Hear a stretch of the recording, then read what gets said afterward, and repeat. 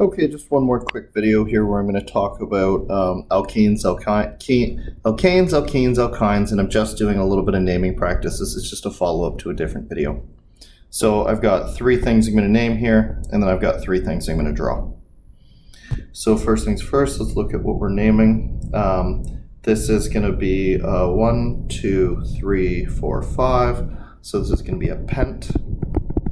I can see I have double bonds here. I have two of them, so I'm going to call it pentadiene to represent the two double bonds. And because it's a double, it's the E. And numbering these things is the trick that I wanted to point out in this example. You might think that we would go 1, 2, 3, 4, 5.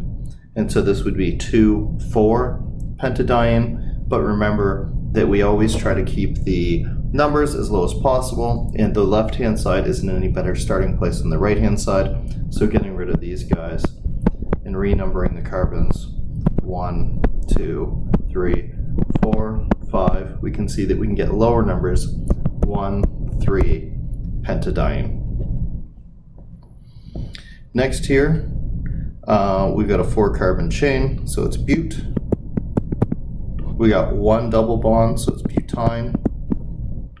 And it can be on the first carbon if we start from the right. So this is just 1 butane. Or if I prefer, but-1 ine. One more here. This one's the simplest one. I guess I kind of went in reverse order here, but this is just a simple 1, 2, 3, 4, 5, 6 carbon chain. Try that again. 1, 2, 3, 4, 5, 6. So that's a hex. And there's nothing going on in this molecule. There's no double bonds, there's no triple bonds. So we go with the simplest ending, hexane.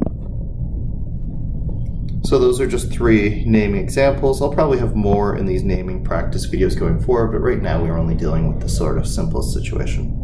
Okay, now drawing heptane, 1,4-octadiene, and propane. So first of all, heptane. So I just need 7 carbons.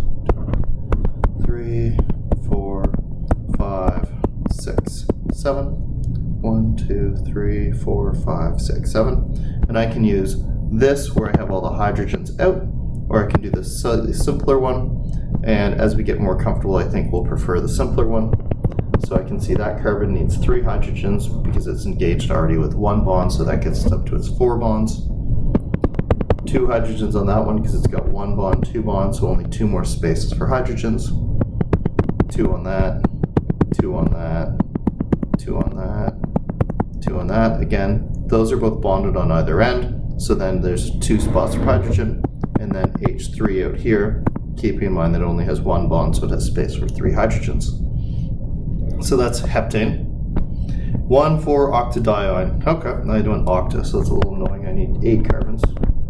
3, 4, 5, 6, 7, 8. 1, 2, 3, 4. 1, 2, 3, 4, 5, 6, 7, 8. Diene 1, 4. So the ine tells me it's a triple bond. The di tells me there will be 2. And I can just start from the left-hand side because that's easier in my mind. 1, 2, 3, 4. Do. And then all I got to do is go along and put in hydrogens as needed. Already engaged in 3 bonds, only needs 1. 4 bonds, doesn't need any. 2 bonds, needs 2. 4 bonds, doesn't need any. 4 bonds, doesn't need any. 2 bonds, so he's going to need 2. 2 bonds, so he needs 2 more. And 1 bond, total with 3. Those numbers, as I keep saying them, are all totaling to 4. Finally, propane. You might be sitting there thinking, uh-oh, double bond, and it didn't say where to put it, but if I draw out the propane molecule, I'll realize that it doesn't actually matter which side I put it on. Either way, it could be 1 propane, so there's no point in specifying its location. Both locations are the same. So there's your propane, and this time I put the hydrogens coming off. You might find having the hydrogens coming off makes it easier to count to 4 bonds for each carbon atom at first, and that you move to this structure later after you've had some practice. So that's just some naming and drawing practice for alkenes, alkanes, and alkynes.